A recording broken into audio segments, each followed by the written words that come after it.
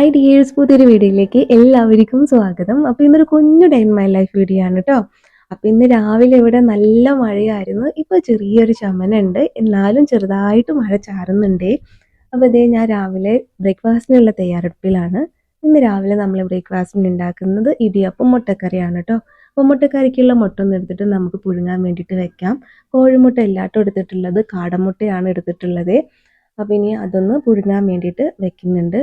ഞാൻ കോഴിമുട്ടയൊക്കെ നമ്മൾ പുഴുങ്ങുമ്പോൾ കുറച്ച് ഉപ്പ് ആഡ് ചെയ്ത് കൊടുക്കാറുണ്ടല്ലോ. അപ്പോൾ കുറച്ച് ഉപ്പും കൂടെ ഇട്ടിട്ടാണ് ഞാൻ പുഴുങ്ങാൻ വേണ്ടിയിട്ട് വെക്കുന്നത്. അതിനൊപ്പം തന്നെ ഞാൻ ഇടിയപ്പത്തിനുള്ള വെള്ളം ഒന്ന് ചൂടാക്കാൻ വേണ്ടിയിട്ട് വെച്ചിട്ടുണ്ട്. ചില ആളുകൾ ഞാൻ കണ്ടിട്ടുണ്ട് ചുടുവെള്ളം പൊടിയിലേക്ക് ഒഴിച്ചിട്ട് ഉപ്പൊക്കെ ഇട്ടിട്ട് നന്നായി കുഴച്ചെടുക്കുന്നത് ഞാൻ കണ്ടിട്ടുണ്ട്. പക്ഷേ ഞാൻ അങ്ങനെ ഉണ്ടാക്കുമ്പോൾ എനിക്കതങ്ങ് ശരിയാവുന്നില്ല കേട്ടോ. അപ്പം ഞാൻ വെള്ളം ചൂടായിട്ട് വരുമ്പോൾ പൊടി വെള്ളത്തിലേക്ക് ഇട്ടിട്ടാണ് കുഴച്ചെടുക്കാറ്. ഉപ്പും ഒക്കെ ഇട്ടിട്ട് അങ്ങനെയാണ് കുഴച്ചെടുക്കാറ് കേട്ടോ. അപ്പം ഞാൻ വെള്ളം വെക്കുന്നതിൻ്റെ കണക്കെന്ന് പറയുന്നത് ഒരു 2 ഗ്ലാസ് പൊടിക്ക് ഒരു 4 ഗ്ലാസ് വെള്ളം വെക്കും. അങ്ങനെയാണ് വെക്കാറ് കേട്ടോ. 4 ഗ്ലാസ് അല്ല, ഒരു 3.5 ഗ്ലാസ് വെള്ളമൊക്കെയാണ് ഞാൻ വെക്കാറ്. കുറച്ച് വെള്ളം ഞാൻ അതിൽ നിന്ന് അങ്ങോട്ട് മാറ്റി എടുക്കുകയാണ് ചെയ്യുക. ചില പൊടിയാണെന്നുണ്ടെങ്കിൽ ചിലപ്പോൾ അത് വെള്ളം അതേപോലെ തന്നെ 2 ഗ്ലാസ് പൊടിക്ക് 4 ഗ്ലാസ് വെള്ളം അങ്ങനെയായിരിക്കും. ചില അരിപ്പൊടിക്ക് ചിലപ്പോൾ ഒരു 3.5 ഗ്ലാസ് വെള്ളമൊക്കെ വേണ്ടി വരുള്ളൂ. അപ്പോൾ ഞാൻ കുറച്ച് വെള്ളം അങ്ങ് മാറ്റി വെക്കും. വെള്ളം വേണമെങ്കിൽ ഇനി കുറച്ച് ആഡ് ചെയ്ത് കൊടുക്കാമല്ലോ എന്ന് കരുതിയിട്ട്. അപ്പം ഞാൻ വെള്ളം ചൂടായിട്ട് വരുമ്പോൾ അതിലേക്ക് കുറച്ച് ഉപ്പും ഒരു ഇച്ചിരി വെളിച്ചെണ്ണ കൂടി ഒന്ന് ഒഴിച്ചു കൊടുക്കും. എന്നിട്ട് കുറച്ച് വെള്ളം ഒന്ന് മുക്കി മാറ്റി വെക്കും കേട്ടോ. എന്നിട്ടാണ് പൊടി ഇട്ട് കൊടുക്കുന്നത്. അപ്പോൾ ഇനി കുഴയ്ക്കുമ്പോൾ വെള്ളം വേണമെന്നുണ്ടെങ്കിൽ കുറച്ച് ആഡ് ചെയ്ത് കൊടുത്താൽ മതിയല്ലോ അങ്ങനെ. അപ്പോൾ ഇത് ഇനി പൊടി നമുക്ക് കണ്ട് മാറ്റി വെക്കാം. ഞാൻ കുഴച്ച് തുടങ്ങിയിട്ടില്ല കേട്ടോ. അപ്പോഴത്തേക്കും നമ്മൾക്ക് കറിയിലേക്കുള്ള ഈ തക്കാളിയും പച്ചമുളകും ഇതൊക്കെ ഉണ്ടല്ലോ, ഞാൻ നേരത്തെ തന്നെ തൊലിയൊക്കെ കളഞ്ഞ് വെച്ചിട്ടുണ്ടായിരുന്നു. അപ്പോൾ ഇനി അതൊന്ന് അരിഞ്ഞെടുക്കാം. പൊടി ഒന്ന് കുഴച്ചെടുക്കണം. അപ്പോൾ ഇപ്പം നല്ല ചൂടാണ്. ഒരു ഇളം ചൂടിൽ തന്നെ നമ്മളത് കുഴച്ചെടുക്കുമ്പോഴാണ് നല്ല സോഫ്റ്റ് ആവുക. പക്ഷേ ഇപ്പം നല്ല ചൂടാണ് കേട്ടോ. ചൂടൊന്ന് ചെറുതായിട്ടൊന്ന് ആറട്ടെ. അപ്പോഴത്തേക്കും നമുക്ക് കറിയിലേക്കുള്ള വെജീസൊക്കെ ഒന്ന് കട്ട് ചെയ്തെടുക്കാം. ഇപ്പോൾ കുറച്ച് ദിവസമായിട്ട് ഞാൻ നേരത്തെ എണീക്കാറുണ്ട് കേട്ടോ. രാവിലെ ഞാൻ നേരത്തെ എണീറ്റ് കുളിയൊക്കെ കഴിഞ്ഞിട്ടാണ് കിച്ചണിൽ കയറാറ്. കാരണം ഇനിയിപ്പോൾ സ്കൂൾ തുറക്കാറായില്ലേ. കുട്ടികൾ ഒരുങ്ങുന്നതിനേക്കാൾ മുൻപ് തന്നെ ഞാൻ എന്നെ ഒന്ന് ഒരുക്കിയെടുക്കണം ഇനിയുള്ള ദിവസങ്ങളോട്. കാരണം ഇനിയിപ്പോൾ വൈകി എണീറ്റിട്ടുണ്ടെച്ചെങ്കിൽ 8:30 ആകുമ്പോഴത്തേക്കും മോൾക്ക് പോകണം. 8:30 ആകുമ്പോഴത്തേനും അപ്പം എൻ്റെ ഫുഡൊന്നും റെഡി ആവില്ല. അപ്പോൾ ഞാൻ എന്നെ ഒന്ന് റെഡിയാക്കി കൊണ്ടുവരികയാണ് ഈ സമയത്തിനോടൊക്കെ ഒന്ന് അനുസരിച്ചിട്ട്. കാരണം നേരത്തെ എണീറ്റില്ലെങ്കിൽ എനിക്ക് തന്നെ പണിയാവുക. അങ്ങനെ ഭയങ്കര തിരക്ക് പിടിച്ചിട്ട് നമ്മൾ എല്ലാം റെഡിയാക്കി എടുക്കേണ്ടി വരും. വലിയ കുഴപ്പമില്ല. രാവിലെ എണീറ്റിട്ട് കുളിയൊക്കെ കഴിഞ്ഞിട്ടാണ് കിച്ചണിൽ കയറുന്നത്. ഈ കുളിയാണ് ഏറ്റവും വലിയ പണിയെന്ന് എനിക്ക് തോന്നിയിട്ടുണ്ട്. കുളി കഴിഞ്ഞാൽ വലിയൊരു പണി കഴിഞ്ഞതുപോലെയാണ് എനിക്ക്. അപ്പോൾ ഇനി ഉള്ളിക്കറി ഉണ്ടാക്കുകയാണ് ഞാൻ. മുട്ട ഞാൻ പുഴുങ്ങി മാറ്റി വെച്ചിട്ടുണ്ട്. അപ്പോൾ കുക്കറിലാണ് കേട്ടോ ഞാൻ ഈ ഉള്ളിയൊക്കെ വഴറ്റിയിട്ട് അതിൽ വെക്കുന്നത്. അപ്പോൾ 2 വിസിൽ വന്നിട്ടുണ്ടെങ്കിൽ അത് അവിടെ റെഡി ആയിക്കോളും. ഇനി നമുക്ക് ഇടിയപ്പത്തിനുള്ള ആ പൊടി ഒന്ന് കുഴച്ചെടുക്കാം. മാവ് ഒന്ന് കുഴച്ച് പരുവത്തിലാക്കി എടുക്കാം. ഇപ്പോഴും ചെറിയൊരു ചൂടുണ്ട്, എന്നാലും കുഴപ്പമില്ല, അഡ്ജസ്റ്റ് ചെയ്യാവുന്നതേ ഉള്ളൂ. നമുക്ക് നന്നായിട്ട് എത്രത്തോളം നന്നായി കുഴയ്ക്കുന്നോ അത്രയും നല്ല സോഫ്റ്റായിട്ട് നമുക്ക് ഇടിയപ്പം ഉണ്ടാക്കാൻ വേണ്ടിയിട്ട് പറ്റും. ചില ആളുകൾ പറയും പത്തിരി ഉണ്ടാക്കാനാണ് എളുപ്പമെന്ന് കേട്ടോ. കാരണം എൻ്റെ വീട്ടിലൊക്കെ എൻ്റെ അമ്മയും മരുമക്കൾക്കൊക്കെ പത്തിരി ഉണ്ടാക്കാൻ വളരെ എളുപ്പത്തിൽ പണി പെട്ടെന്ന് കഴിയും എന്ന് പറയും. പക്ഷേ എനിക്ക് തോന്നിയിട്ടുണ്ട് എനിക്ക് പെട്ടെന്ന് കഴിയുന്ന ഒരു പണി എന്നുള്ളത് ഇടിയപ്പം ഉണ്ടാക്കുന്നതാട്ടോ. എനിക്ക് ഇടിയപ്പം, ഇഡലി, പുട്ട് ഇതൊക്കെയാണ് എനിക്ക് പെട്ടെന്ന് തീരുന്ന പണി. ഈ ബ്രേക്ക്ഫാസ്റ്റിനായിട്ട് ഞാൻ തിരഞ്ഞെടുക്കാറുള്ളത്. കാരണം ഇതൊക്കെ പെട്ടെന്ന് ഉണ്ടാക്കി കഴിയും. ഒരുപാട് സമയം നമുക്ക് കിട്ടുന്ന പോലെ എനിക്ക് തോന്നിയിട്ടുണ്ട്. പത്തിരി എനിക്ക് ഒട്ടും എളുപ്പമുള്ളൊരു കാര്യമല്ല. പക്ഷെ ഒരുപാട് ആളുകൾ പറഞ്ഞു കേട്ടിട്ടുണ്ട് രാവിലെ പത്തിരി ഉണ്ടാക്കുന്നതാണ് എളുപ്പമെന്ന്. പക്ഷെ എനിക്ക് എന്തോ മനസ്സിലാവുന്നില്ല എങ്ങനെയെന്നുള്ളത്. അത് കുഴയ്ക്കണം, പരത്തണം, ചുടണം, അങ്ങനെയൊക്കെ ഒരുപാട് പരിപാടികളില്ലേ.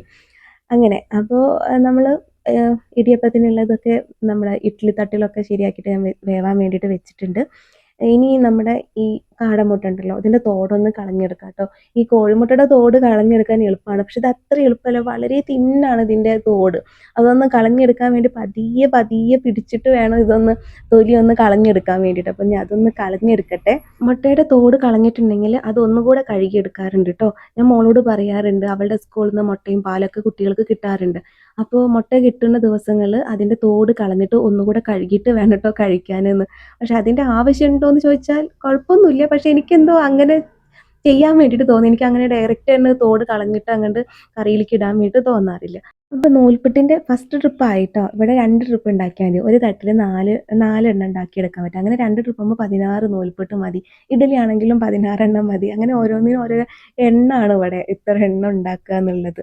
അപ്പോൾ നമ്മൾ നേരത്തെ റെഡിയാക്കാൻ വേണ്ടി വെച്ചിട്ടുണ്ടായിരുന്നില്ലേ ഉള്ളിയൊക്കെ വഴറ്റിയിട്ട് അതിവിടെ റെഡി ആയിട്ടുണ്ട്. അതിനി ആ മുട്ടയിലേക്ക് അങ്ങ് ഇട്ടിട്ട് അതൊന്ന് കുഴച്ചെടുത്താൽ ഉള്ളിക്കറി റെഡിയായി, അല്ല സോറി, മുട്ടക്കറി റെഡിയായി. ഞാൻ ഇങ്ങനെയാണ് ട്ടോ ഉണ്ടാക്കാറ് ഈ മുട്ടക്കറി. പിന്നെ കാടമുട്ട മസാല ഉണ്ടാക്കും, അത് വേറൊരു തരത്തിൽ. ഇനി നമുക്ക് ബ്രേക്ക്ഫാസ്റ്റ് കഴിക്കാം, എന്നിട്ട് നമുക്ക് ഉച്ചയ്ക്കുള്ള ഫുഡൊക്കെ റെഡിയാക്കി എടുക്കാം കേട്ടോ. അത് കഴിഞ്ഞിട്ട് നമുക്കൊരു സ്ഥലം വരെ പോകാനുണ്ട്. അപ്പം നമ്മളൊരു സ്ഥലം വരെ പോകണമെന്ന് പറഞ്ഞില്ലേ, അപ്പം നമ്മുടെ അടുത്തുള്ള ടൗണിലേക്കാണ് കേട്ടോ പോണത്. എടപ്പാളിക്കാണ് പോകുന്നത്. ഇവിടെ നിന്ന് ഒരു 2-3 കിലോമീറ്റർ മാത്രമേ ഉള്ളൂ എടപ്പാളിക്ക്. അപ്പോൾ ഉച്ചയ്ക്കുള്ള ഭക്ഷണമൊക്കെ റെഡിയാക്കി കഴിഞ്ഞിട്ടാണ് ഞാനും ലച്ചും കൂടിയിട്ട് ഇറങ്ങിയത്. നമുക്ക് ബട്ടൺ ഹൗസിലൊന്ന് കയറണം, പിന്നെ ബുക്ക് സ്റ്റാളിലൊന്ന് കയറണം. സ്റ്റിച്ചിങ്ങിൻ്റെ കുറച്ച് സാധനങ്ങളൊക്കെ വാങ്ങിക്കാൻ വേണ്ടിയിട്ടാണ് പോകുന്നത്. അപ്പോൾ മഴ ഇപ്പോൾ ഒന്ന് കുറവുണ്ട്.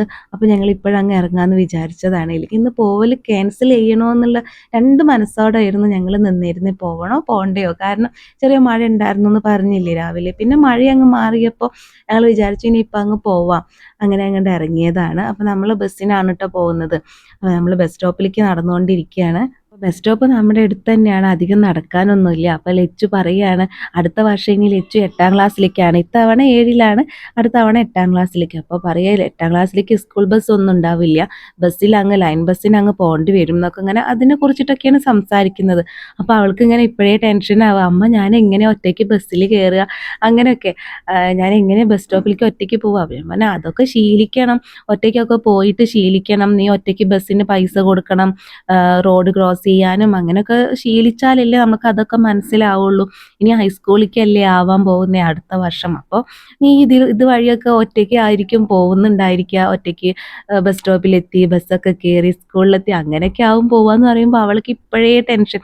അപ്പോൾ അവൾ എന്നോട് ഇങ്ങനെ പറയും, അമ്മ ബസ്സിൽ കയറിയിട്ടുണ്ടെങ്കിൽ ഞാൻ കാശ് കൊടുക്കാം കേട്ടോ, എനിക്കിതൊക്കെ പഠിക്കേണ്ടതല്ലേ എന്ന്. അപ്പം ഞാൻ പറയും ആ മോള് കാശ് കൊടുക്കും. അപ്പം ഞാൻ ഇന്ന് ബസ്സിന് പോകുമ്പോൾ നമുക്ക് എനിക്കും മോൾക്കും കൂടിയിട്ട് 20 രൂപ എടപ്പാളിക്ക് കൊടുക്കേണ്ടുള്ളൂ. അപ്പം ഞാൻ ലച്ചുവിൻ്റെ കയ്യിലാണ് കാശ് കൊടുത്തിരിക്കുന്നത്. അപ്പോൾ ലച്ചുവിനോട് നീ കൊടുത്തേക്ക്, പൈസ നീ കൊടുക്ക്, 2 ആളെന്ന് പറഞ്ഞിട്ട് അങ്ങ് കൊടുത്താൽ മതി എന്ന് പറഞ്ഞിട്ട് പോകുമ്പോഴും വരുമ്പോഴും ഞാൻ ലച്ചുവിൻ്റെ കയ്യിൽ തന്നെയാണ് ഞാൻ കാശ് കൊടുത്തിട്ടുണ്ടായിരുന്നത്. അതുപോലെ ഞാൻ റോഡ് ക്രോസ് ചെയ്യുമ്പോഴൊക്കെ ലച്ചുവിന് ഇങ്ങനെ പറഞ്ഞു കൊടുക്കും.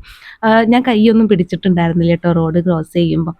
പിന്നെ ഇതേ നമ്മൾ ബസ്സിൽ തന്നെയാണ് എടപ്പാളിക്ക് വന്നത്. നമ്മൾ എടപ്പാൾ എത്തിയിട്ടുണ്ട്. ഇത് എടപ്പാളിൽ ഒരു ചെറിയൊരു മിഠായി തെരുവ് എന്നൊക്കെ പറയും. കോഴിക്കോട് മിഠായി തെരുവ് ഉണ്ടല്ലോ, അതുപോലെ എടപ്പാളിലെ മിഠായി തെരുവാണിത്. ഇതിന് പറയുക സീതാലിക്കുട്ടി കോംപ്ലക്സ് എന്നാണ് ഇവിടെ പറയുക ഈ ഒരു ഇതിൻ്റെ പേര്. ഇതിനുള്ളിലാണെന്നുണ്ടെങ്കിൽ എല്ലാ ഷോപ്പുകളും ഉണ്ട്, അപ്പുറവും ഇപ്പുറവും നിറയെ ഷോപ്പുകളാണ്.